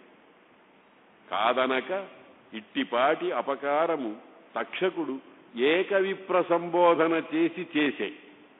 వాడెవడో వెళ్ళి కరవయ్యానంటే కరవడానికి యోగ్యుడా కాదా, మంచివాడా, మామూలు మనిషి అనేటువంటి విచారణ చేయకుండా తగుదునమ్మా అని పరిగెత్తుకుంటూ వచ్చి కాటు వేశాడు తక్షకుడు. కాబట్టి కాదనక ఇది మంచి పని కాదు అయ్యా, నువ్వు శాపం ఇచ్చావు కానీ నన్ను ఎట్టా చేయమంటావయ్యా, ఆయన ఉత్తముడయ్యా అని అనద్దు. అనకుండా అన్నాడే సరిగదా అని పరిగెత్తుకుంటూ వెళ్ళి కాటు వేశాడు. కాదనక ఇట్టిపాటి అపకారము తక్షకుడు ఏకవిప్ర సంబోధన చేసే. నృపపుంగవ నీవును భూసురాపాదిత యజ్ఞంలో తక్షకాది కాకోదర సంహతిన్ హుతవహోగ్ర మహోగ్ర శిఖాచయంబులను భస్మము చేయము అని అన్నాడు. ఎవరు? ఉదంకుడు అనేటువంటి ఒక మహర్షి వచ్చి ఈ జనమేజయుడికి ఆ మాట చెప్పాడు. చెబితే అందరినీ సమాలోచన చేశాడు. సమాలోచన చేస్తే అందరూ సరే అన్నారు. ఏమండి, ఇంత క్రూరమైనటువంటి మహాసర్పయాగాన్ని చేయటానికి కృష్ణద్వైపాయనాదులు ఎలా అనుమతించారండి? దయ దాక్షిణ్యము ఉండద్దా? అపకారం చేసిన వాడు ఒకడు, అందరినీ చంపడం ఏమిటి? ఇప్పుడు మనం పాము మనకు కనిపించింది, విషసర్పం, త్రాసు, ఇది మనని కాటు వేయలేదు కదా అని పోవే పంపించగలమా? కాటు వేస్తుందేమోనని చంపుతాం. కానీ ఇక్కడ సర్పయాగం జరిగిపోయింది. వాళ్ళందరూ కృష్ణద్వైపాయనాదులు దాన్ని సమ్మతించారు. ఎందుకు సమ్మతించారంటే దానికి ఒక విధి విధానం ఉంది. ఈ సర్పాలు మహాభయంకరంగా పెరిగిపోయి లోకాలకన్నిటికీ కూడా ఆపదను కలిగిస్తున్నాయి.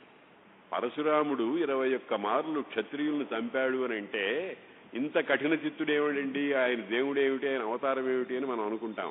కానీ ఎందుకు చంపాడో చెప్పారు. త్రేతాద్వాపర సంధిన్ ఉద్ధత మదాంధీభూత రాజన్య జీమూతోగ్ర శ్వసనుండు రాముడలుకన్ ముయ్యేడు మారుల్ రణప్రీతిన్ వైరిధరాతలేశ్వరుల సంపెన్ బల్బురన్ దీర్ఘ నిర్ఘాత క్రూర కుఠారలూన విసిక క్షత్రోరు కాంతారుడై అంటారు నన్నయ్య గారు. వాళ్ళని ఊరికే చంపరా, ఉద్ధత మద అంధీభూత రాజన్య జీమూతోగ్ర శ్వసనుండు. పొగరెక్కి మేము ఏదనుకుంటే అదే కార్యము అని లోకాలన్నీ పీడించుకు తిన్నారు. అటువంటి వాళ్ళను చంపాడు. భగవంతుని యొక్క కర్తవ్యాలు ఏమిటి? దుష్ట శిక్షణ, శిష్ట రక్షణ, ధర్మస్థాపన. కాబట్టి పరశురాముడు చేసింది దుష్ట శిక్షణ అనేది ధర్మస్థాపనలో భాగం. అది తెలియకుండా మనం ఏదో అపోహలు పడుతూ ఉంటాం. అలాగే ఇక్కడ సర్పసత్రం కూడా ఎందుకు కృష్ణద్వైపాయనాథులు ఎందుకు అంగీకరించారంటే బాగా పెరిగిపోయి లోకానికి ప్రళయం కలిగిస్తున్నాయి. అవి కొంత అవి ఉపశమించవలసినటువంటి అవసరం ఉంది. అది భగవంతుని యొక్క నిర్ణయం. అందుచేత కృష్ణద్వైపాయనాది మహర్షులు దానిని అంగీకరించి చేయించారన్నమాట. అక్కడ యజ్ఞంలో మామూలుగా ఇప్పుడు ఇతను వచ్చాడే అదే రకంగా కృష్ణద్వైపాయనుడు మొదలైన వాళ్ళు విరామ సమయాల్లో చాలా చక్కగా కథలు చెప్తూ ఉంటారు. కృష్ణద్వైపాయన ప్రోక్తాః సుపుణ్యాః వివిధాః కథాః. పొల్లు మాటలు కాదు, అది వింటే ఎంతో పుణ్యము కలిగేటువంటి మాటలు, కథలు. వాటినన్నిటినీ కూడా వినొచ్చాను. అంతేకాదు ఆయన శిష్యులు 4 ఉన్నారు. సుమంతుడు, పైలుడు, జైమిని, వైశంపాయనుడు అని. శుకుడు. అటువంటి వైశంపాయనుడు అనేటువంటి మహానుభావుడు కూడా గురువు గారి ముక్కులో నుంచి ఊడిపడ్డా అన్నట్టుగా ఆయన చెప్పిన కథలన్నీ పరమాద్భుతంగా మళ్లీ చెప్పగలిగినటువంటి సామర్థ్యం ఉన్నటువంటి వాడు. అవన్నీ నేను చక్కగా శ్రద్ధగా విని మూటగట్టుకొని వచ్చాను మహానుభావులారా అని చెప్పాడు. అడిగిన ప్రశ్న ఏమిటి? ఎక్కడి నుంచి వచ్చారు, ఇంతకాలం ఏం చేసి వచ్చారు? సమాధానం చక్కగా చెప్పాడు కదా, ఏమీ దాచుకోకుండా. మనం మామూలుగా ఏం చేస్తామంటే ఎవరన్నా బంధువు ఇంటికి వెడితే వాళ్ళు వెంటనే లోపల ప్రవేశించిన చోటనే 10-15 ప్రశ్నలు సంధిస్తారా. ఎప్పుడొచ్చావు, ఎక్కడున్నావు, ఏమిటి జరిగావు, అందరూ బాగున్నారా, వాడెట్టా ఉన్నాడు, వీడెట్టా ఉన్నాడు, విశాఖపట్నంలో లాగా కొంపలు కూలిపోలేదు కదా, ఇట్లాగా పెద్ద లిస్టు చదివేస్తాం. వాడు ఒక్క మాట అంతా బాగానే ఉన్నారంటాడు. క్వశ్చన్ పేపర్ ఏమో సుదీర్ఘం, ఆన్సర్ బిట్టు, ఇంతే. ఇక్కడట కాదు, ప్రశ్నకు తగినటువంటి సమాధానం చక్కగా చెప్పాడు. అంటే నేను ఇవన్నీ ఎందుకు ప్రస్తావిస్తున్నానంటే సంప్రదాయము అనేటువంటిది తెలియటం కోసం. కథితాశ్చాపి విధివత్ యా వైశంపాయనేన వై శ్రుత్వాహం స విచిత్రార్థాః మహాభారత సంహితాః మహాభారత సంశ్రితాః. మహాభారతానికి సంబంధించి దాన్ని అల్లుకొని ఉన్నటువంటి కథలన్నింటినీ కూడా శ్రుత్వా విని అహం సమాగతః, ఇక్కడికి నేను వచ్చాను. అంటే నేను పెద్ద జ్ఞానపు మూటను మోసుకుని వచ్చాను మహానుభావులారా అని చెప్పాడు. అంటే అర్థమేమిటి? మీకు పంచి పెడతాను, మీరు అపేక్షిస్తే అని అర్థం. బహూని సంపరిక్రమ్య తీర్థాన్యాయతనాని చ సమంత పంచకన్నామ పుణ్యం విజనిషేవితం గతవానస్మితం దేశం యుద్ధం తత్రాభవత్ యత్రాభవత్ పురా కురూణాం పాండవానాంచ సర్వేషాంచ మహీక్షితాం. ఇందాక వారు అడిగిన ప్రశ్నల్లో ఎక్కడెక్కడ తిరిగావు అనేటువంటి మాట కూడా ఉంది. అయ్యా నేను అక్కడి నుంచి జనమేజయుడు సర్పయాగం దగ్గర నుంచి, అంటే అయోధ్య, అదే మన హస్తినాపురం అనుకోండి, ఢిల్లీ బహుశా హస్తినాపురం, అక్కడి నుంచి నైమిషారణ్యం అంటే దాదాపు 700-800 కిలోమీటర్లు ఉండొచ్చును. అక్కడి నుంచి ఆ దారిలో ఉండేటువంటి తీర్థములంటే పవిత్రమైన జలములు, నదులు, తర్వాత ఆయతనాని దేవాలయాలు. మామూలుగా చాలా మంది యొక్క దురభిప్రాయం ఏమిటంటే ఈ దేవాలయ భావన అనేటువంటిది ఇటీవల మన కాలంలోనే తయారైంది అని. కానీ దేవగృహాలు అని ఉన్నట్టుగా మనకు పురాణాల్లో ఇతిహాసాల్లో చాలా చోట్ల ప్రమాణం ఉంది. కాబట్టి తీర్థాని ఆయతనాని చ. ఆయతనం అంటే భవనం, ఇల్లు, గృహం. ఎవరి గృహము? ఎవరో మామూలు ఆషామాషి మనుషుల యొక్క గృహాలు కావు, భగవంతుని యొక్క గృహాలు.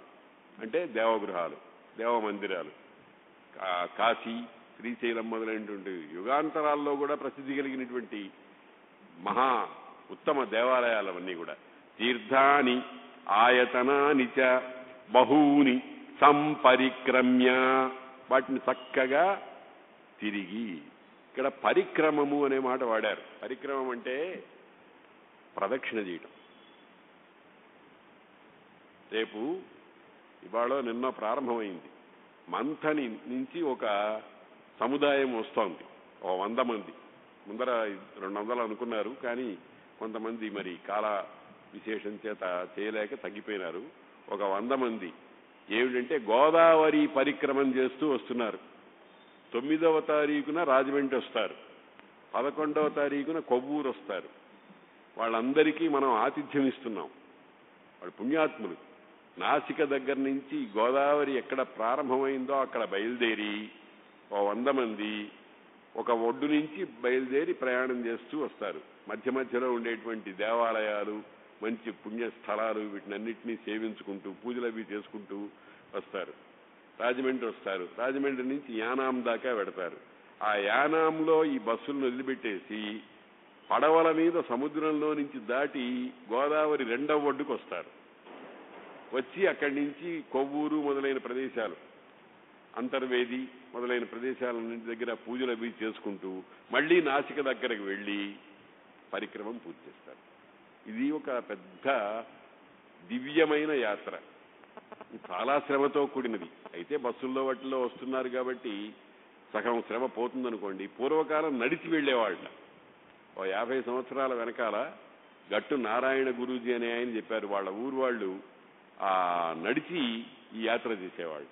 ఆ మంథని, ధర్మపురి మొదలైన ఊళ్ళల్లో, ధర్మపురి తెలంగాణలో చాలా మంచి పుణ్యక్షేత్రం. 1000 మంది బ్రాహ్మణులకు భోజనం పెట్టాలంటే అక్కడ దొరుకుతారట. 1000 మంది.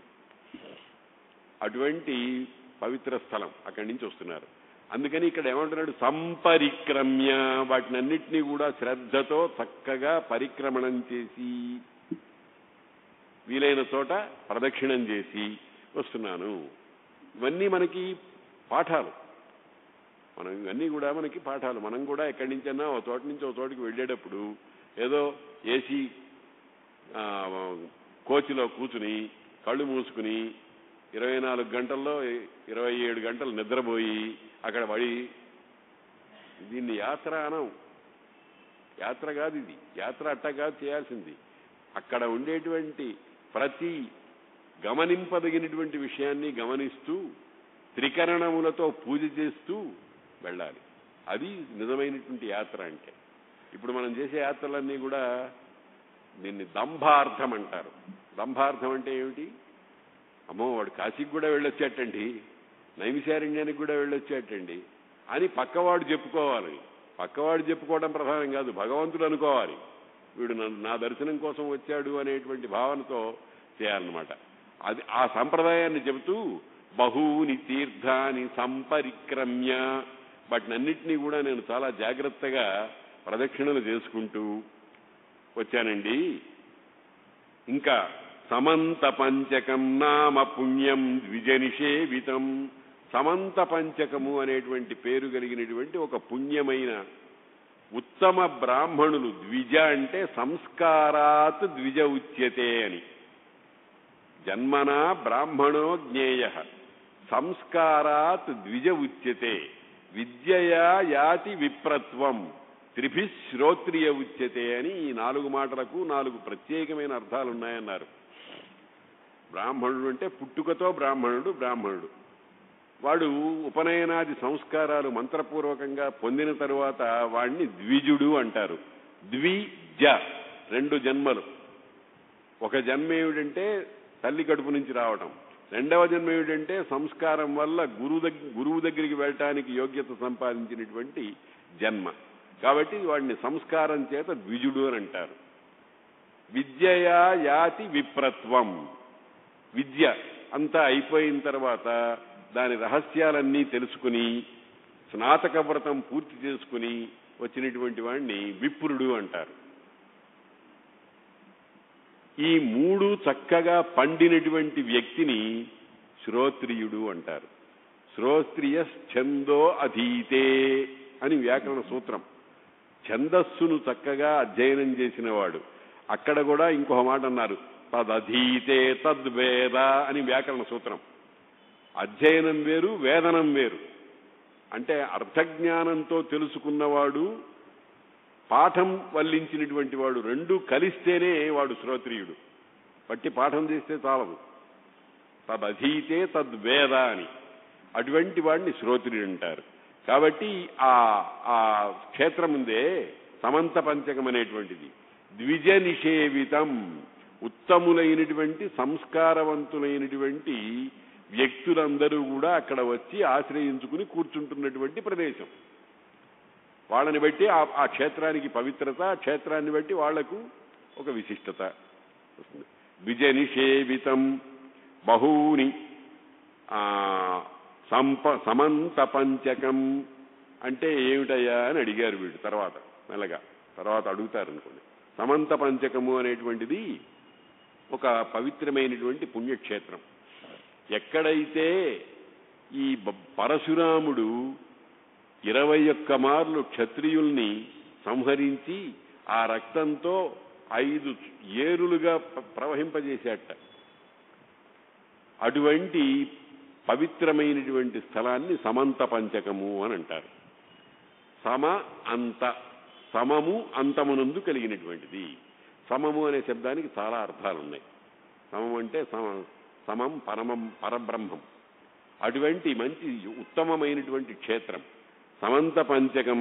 అది ద్విజ నిషేవితం. ఇంకా దానికి పవిత్రత ఎందుకు వచ్చిందనంటే ద్విజులైనటువంటి వాళ్ళు అందరూ కూడా అక్కడ వచ్చి ఉంటూ ఉంటారు. నన్ను అడుగుతూ ఉంటారు, ఏమండి మీరు రాజమండ్రిలో పుట్టినవాడు కాదే, మీ నేటివ్ ప్లేస్ ఇది కాదు కదా, రాజమండ్రి ఎందుకు వచ్చారు అని నన్ను చాలా మంది అడిగారు. రాజమండ్రి పుణ్యస్థలం కాబట్టి వచ్చాను. అలాగే సమంత పంచకం అనే దాన్ని ఉత్తములైన సంస్కారవంతులందరూ వెళ్ళి ఆశ్రయించుకుని ఉంటారు. అటువంటి దాన్ని చూసొచ్చాను అని అన్నాడు.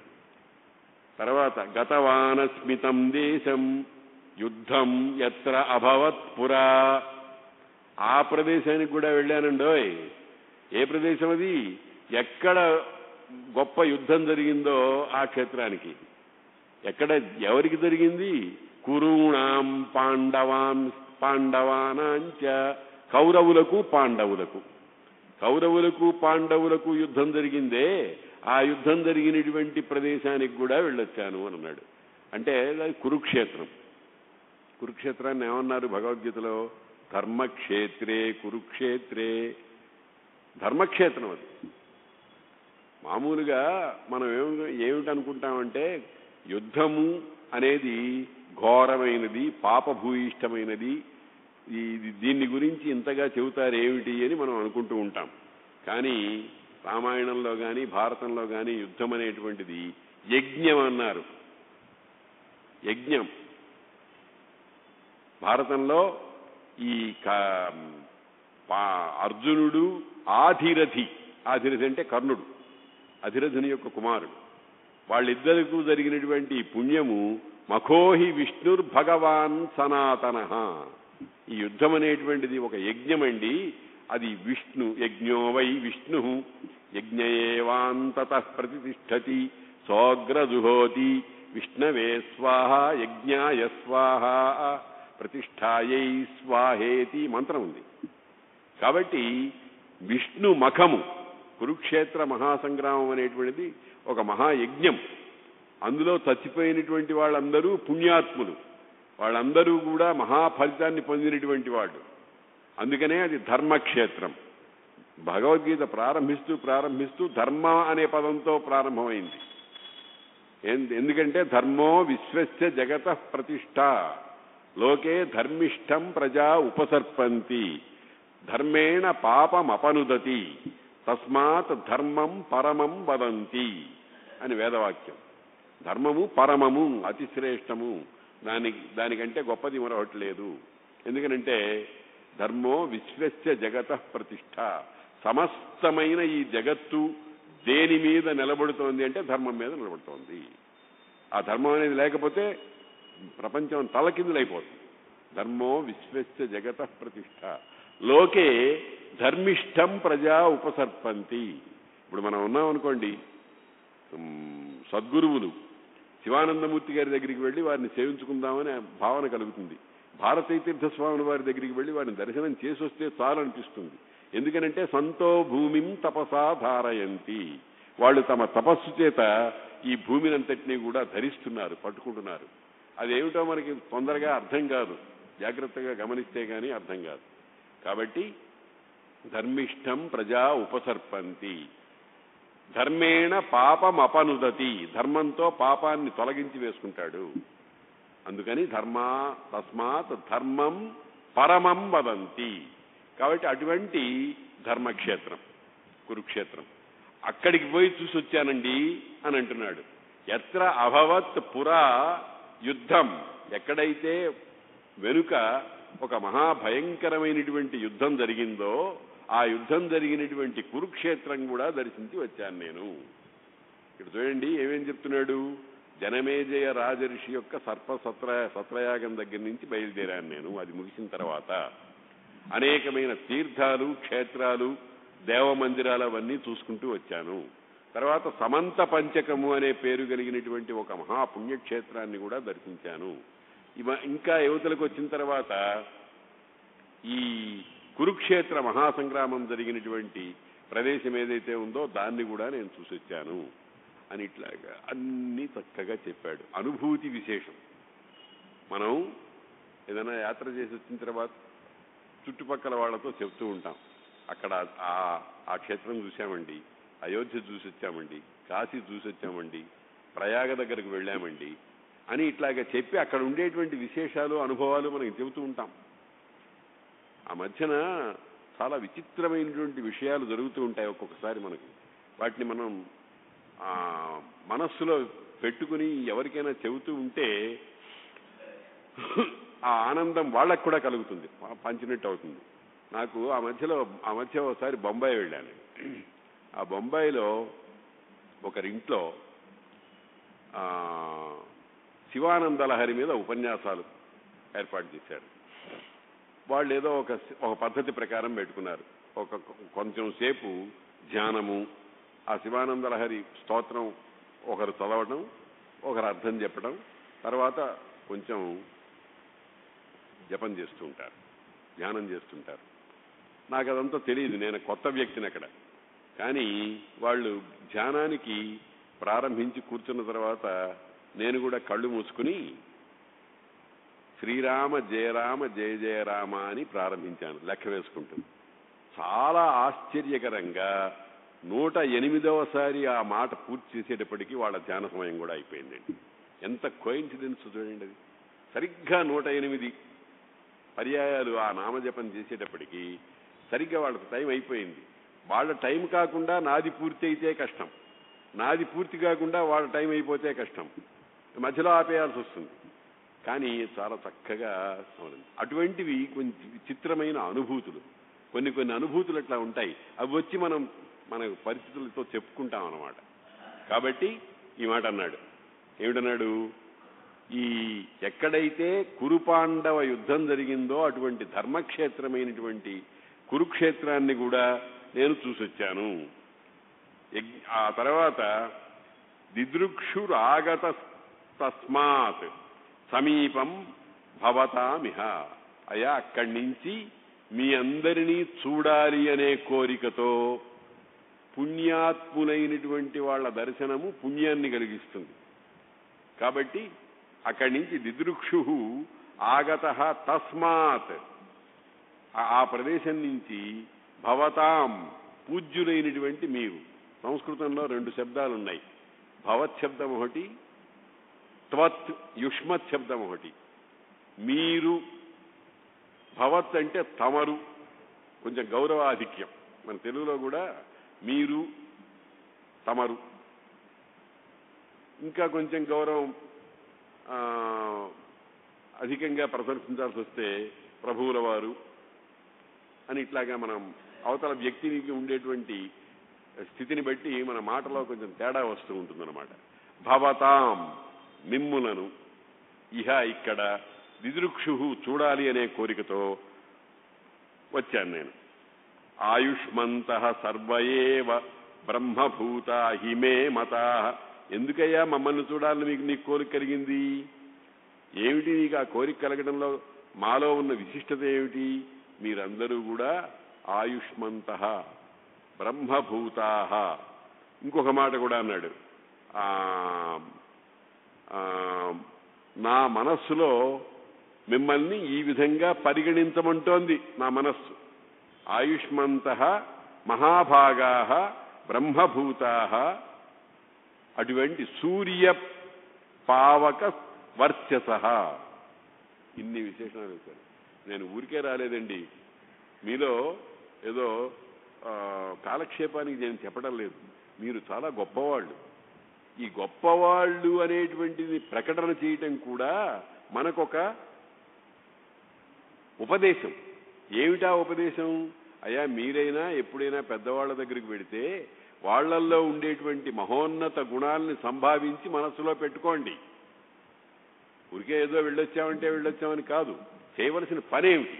వాళ్ళు బ్రహ్మభూతాః, బ్రహ్మమే అయినవారు అంటే జ్ఞాన సంపన్నులు. బ్రహ్మము అనే శబ్దానికి 3-4 అర్థాలున్నాయి. తత్వ, తపో, వేద, యోగ వాచకం అంటారు దాన్ని. బ్రహ్మము అనే దానికి తత్వము అని అర్థం, తపస్సు అని అర్థం, వేదము అని అర్థం, యోగము అని అర్థం. అటువంటి ఇది అయిన వాళ్ళు మీరు. మన అవసరాన్ని బట్టి ఈ 4 4 కానీ 3 కానీ 2 కానీ 1 కానీ ఉంటే వాళ్ళు బ్రహ్మభూతులు. తర్వాత సూర్య పావక వర్చసః, సూర్యుని వంటి అగ్ని వంటి తేజస్సు కలిగినటువంటి వాళ్ళు. అటువంటి వాళ్ళని మనం సాక్షాత్తుగా కళ్ళు విప్పి చూడలేం. చూడండి, కొంతమంది పెద్దవాళ్ళ దగ్గర తలకాయ ఉంచుకుంటారు, లేకపోతే పక్కన చూస్తారు, ఎదురుగుండా మొహంలో మొహం పెట్టి చూడరు. ఆ చూడటం అనేటువంటిది శక్యం కాదన్నమాట. సూర్య పావక వర్చసః మహాభాగాః, గొప్ప పుణ్య విశేషం కలిగినటువంటి వాళ్ళు. అంటే ఎక్కడ పాపపు ఆలోచన గాని, పాపపు మాట గాని, పాపపు చేష్ట గాని త్రికరణాల్లో లేకుండా హాయిగా పరమాత్మ ఎందే దృష్టి కలిగి ప్రవర్తించేటువంటి వాళ్ళు మీరు. అందుకని మిమ్మల్ని దిదృక్షు చూడాలి అనేటువంటి కాంక్ష కలిగినటువంటి వాడినై వచ్చానండి అని అన్నాడు. ఎంత గొప్ప విషయమో చూడండి. అతడు గొప్పవాడు, వాళ్ళు గొప్పవాళ్ళు. అతడు ప్రత్యేకమైనటువంటి కొన్ని లక్షణాన్ని దృష్టిలో పెట్టుకుని వచ్చాడు. ఏదో కాలక్షేపం చేసి పోదామని కాదు, ఎక్కడో తిరగాలి కనుక అక్కడికి కూడా వెళ్ళాను అనేటువంటి భావన కాదనమాట. ఇదంతా చాలా జాగ్రత్తగా గమనించవలసిన విషయం. దీన్నే నేను మళ్ళీ అంటున్నాను, సంప్రదాయం. సంప్రదాయం అనేటువంటిది తెలియాలి, అర్థం తెలిస్తే చాలదు. ఇప్పుడు మాకు అనంతపురంలో ఒక మంచి విద్వాంసుడు ఉన్నాడు, మంచి మేధావి, చాలా గొప్పవాడు. ఆయన నోరు తెరిచిన వెంటనే ఒక మాట అంటాడు, నాకెవరు గురువు లేడండి అంటాడు. బాగా చదువుకున్నవాడే, మంచి పుస్తకాలు రాశాడు, బ్రహ్మసూత్రాలు మొదలైనవన్నీ కూడా తెలుగులో రాశాడు. కానీ ఈ మాట బాచా చెబుతూ ఉంటాడు, నాకు గురువు లేడండి, నేనన్నీ స్వయంగా నేర్చుకున్నాను అన్నాడు. అటువంటి వాడిని ఏమన్నారంటే సంప్రదాయ విహీనుడు. సంప్రదాయ విహీనుడి మాట గ్రాహ్యం కాదు. అర్థజ్ఞానం ఉంటే చాలదు, సంప్రదాయ జ్ఞానం కూడా కావాలి. కాబట్టి అటువంటి ఉద్దేశంతో ఈ మహానుభావుడు అని చెప్తున్నాడు. అస్మిన్ యజ్ఞే మహాభాగాః సూర్యపావకవర్చసః కృతాభిషేకాః శుచయః కృతజప్యాహుతాగ్నయః భవంత ఆసనే స్వాస్థ్యాః బ్రవీమి కిమహం ద్విజాః. అయ్యా మీరందరూ కూడా నిత్యాగ్నిహోత్రులు, అగ్నిహోత్రార్చన చేసేవాళ్ళు. అగ్నిహోత్రార్చన అనేటువంటిది పరమ పుణ్యం. పరమ పుణ్యం కాదు, పరమ ప్రయోజనకరం. మామూలుగా మనం ప్రతి ఇంట్లోనూ అగ్నిహోత్ర కార్యం చేయాలి. అగ్నిహోత్రం అంటే ఏదో కెరోసిన్ స్టవ్ వెలిగిస్తున్నాం కదా అని అది కాదు. మంత్రపూర్వకంగా ఆహుతులు ఇస్తూ ఆ యజ్ఞం చేయటం, ఇంట్లో ప్రతిరోజు అగ్నికార్యం అనేటువంటిది చేయటం అనేటువంటిది లోకానికి క్షేమకరమైనటువంటి విషయం. అటువంటి నిత్యాగ్నిహోత్రుడు అంటారు అటువంటి వాడిని. అందుకనే కొంతమంది మహానుభావులు గ్రామము విడిచి ఎక్కడికి వెళ్లరు, అగ్నిహోత్ర కార్యానికి భంగం వస్తుందని. అటువంటి మహానుభావులు కొంతమందిని నేను మన జీవితంలో చూడగలుగుతున్నాం. అటువంటి వాళ్ళు ఉన్నారు. కాబట్టి కృతజప్యాహ, జపం చేసేవాళ్ళు. ఈ జపము అనేటువంటిది మంత్ర జపం. జపం అంటే ఆవృత్తి. ఆవృత్తి అంటే శ్రీరామ జయరామ జయ జయ రామ అని మళ్ళీ శ్రీరామ జయరామ జయ జయ రామ అని అంటూ ఉంటాం. అట్లా కొన్నిసార్లు చేయగా చేయగా ఒక రకమైనటువంటి ఏకాగ్రత సిద్ధిస్తుంది. ఒక రకమైనటువంటి మనస్సునకు బ్యాలెన్స్డ్ స్థితి ఒకటి లభిస్తుంది. కాబట్టి జపము, తపము, అగ్నిహోత్రార్చన ఇవన్నీ కూడా ప్రత్యక్షంగా ప్రయోజనం కలిగించేవే కానీ ఏదో ఒకటి నమ్మకాలుగా మనం అనుకోనక్కర్లేదు. దాన్ని గురించి నేను చాలాసార్లు చెప్పాను, మరొకసారి స్మరిద్దాం. భోపాల్ గ్యాస్ లీక్ అయినప్పుడు వేల మంది, 10,000, 15,000 మంది చనిపోయినారు ఆ గ్యాస్ తట్టుకోలేక. ఎప్పుడైతే ఆ వాసన కొంచెం పట్టిందో ఒక ఆయన ఇంట్లో ఎప్పుడూ అగ్నిహోత్రం చేయడం అలవాటు. వెంటనే అగ్ని ఏర్పాటు చేసుకుని ఆ ధార్యము అది ఏర్పాటు చేసుకుని ఈ హోమద్రవ్యాలన్నీ వేసి ఆ ప్రమాదం నుంచి బయటపడ్డాడు అని హిందూ పత్రికలో మంచి వార్త మనకు వచ్చింది భోపాల్ గ్యాస్ లీక్ సందర్భంలో. కాబట్టి ఇదేదో విశ్వాసం కాదు, ప్రత్యక్షం చేసి చూడాలి. కాబట్టి కృతజప్యాహ, మిమ్మల్ని అందరినీ కూడా భవంత ఆసనే స్వస్థాః, మీ ఆసనాల్లో చక్కగా ఏ విధమైనటువంటి మనస్సులో ఆందోళన మొదలైనటువంటివి ఏం లేకుండా కూర్చున్నారే, అటువంటి వాళ్ళని మిమ్మల్ని చూద్దామని వచ్చానయ్యా. పురాణ సంహితాః పుణ్యాః కథాః ధర్మార్థ సంశ్రితాః ఇతి వృత్తం చ నరేంద్రాణాం ఋషీణాం చ మహాత్మనాం. నేను ఇవన్నీ అధ్యయనం చేశాను. ఏమిటి? పురాణ సంహితలు, పురాణాలు 18 పురాణాలు. 18 పురాణాలు ఉన్నాయి మనకి. ఒక్కొక్క పురాణంలో కొన్ని వేల శ్లోకాల చొప్పున ఉన్నాయి. ఆ పురాణ వాంగ్మయం అంతా కూడా చాలా అద్భుతమైనటువంటిది. అష్టాదశ పురాణానాం కర్త సత్యవతి సుత అని అంటారు. మనం పరిశోధన అని పేరు పెట్టి ఈయన ఒకడు రాసి ఉండడు, ఎవరో ఎవడికి తోచి వాడు రాసి వ్యాసుడి పేరు పెట్టారు అని అంటూ ఉంటారు. అసలు అటువైపు పోనక్కర్లేదు మనం. ఎందుకనంటే చక్కగా పంచభక్ష్య పరమాన్నాలతో అరిటాకు వేసి వేడివేడిగా అన్నం పొగలు కక్కుతూ ఉండగా, పదార్థాలన్నీ తీసుకొచ్చి ఉండగా, ఇవన్నీ చక్కగా వడ్డించి, నాయన తినరా నాయన నీకు తుష్టి పుష్టి కలుగుతుంది అంటే, ఇది చేసినవాడు వంట చేసినప్పుడు ఎంత చెమట బట్టి ఉంటాడు వాడు అని ఇటువంటి వెధవ ఆలోచనలన్నీ చేయటం అనేది ఏమన్నా ప్రయోజనమేనండి? ఏమన్నా ప్రయోజనం కలిగిస్తుందా? తినగలమా?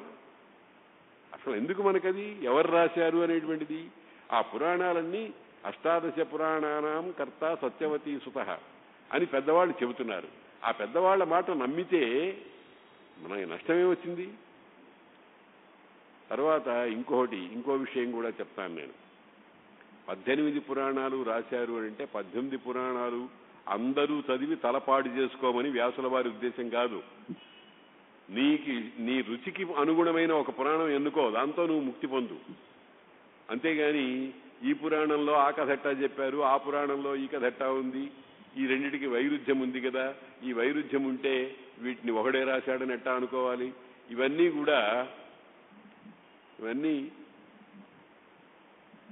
చాలా హీనమైన ప్రశ్నలు. మనకి తెలుగులో కొన్ని సామెతలు కూడా ఉన్నాయి.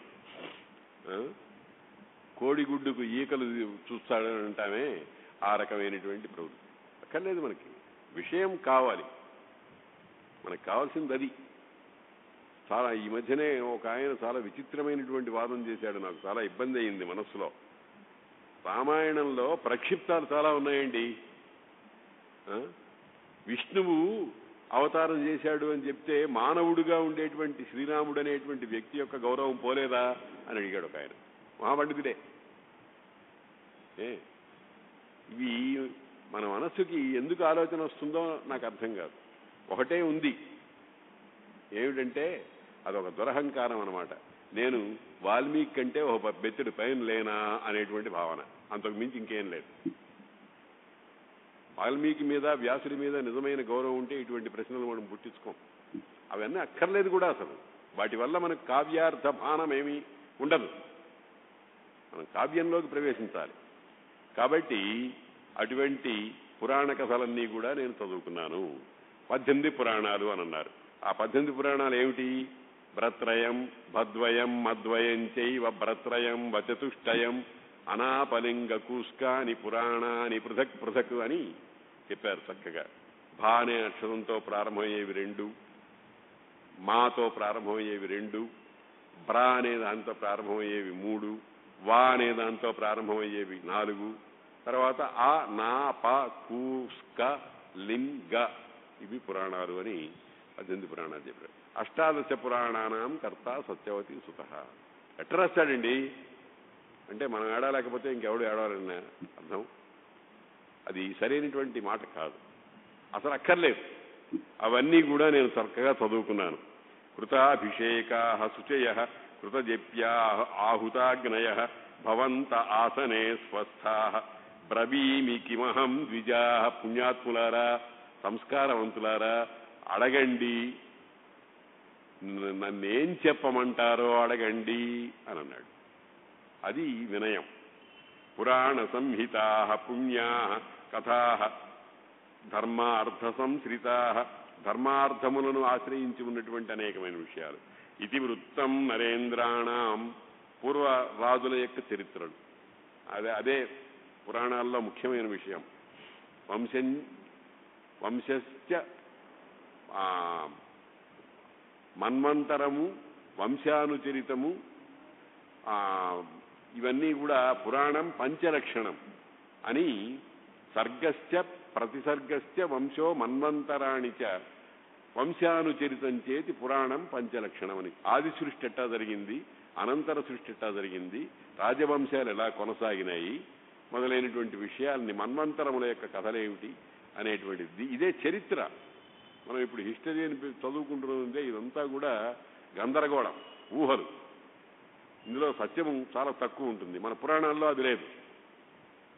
అందుకనే విశ్వనాథ సత్యనారాయణ గారు పురాణ వైర గ్రంథమాల అని 10-12 పుస్తకాలు రాశాడు. పురాణం వైరం ఎట్లా వచ్చిందో మన భారతదేశంలో చెబుతూ రాశాడనమాట.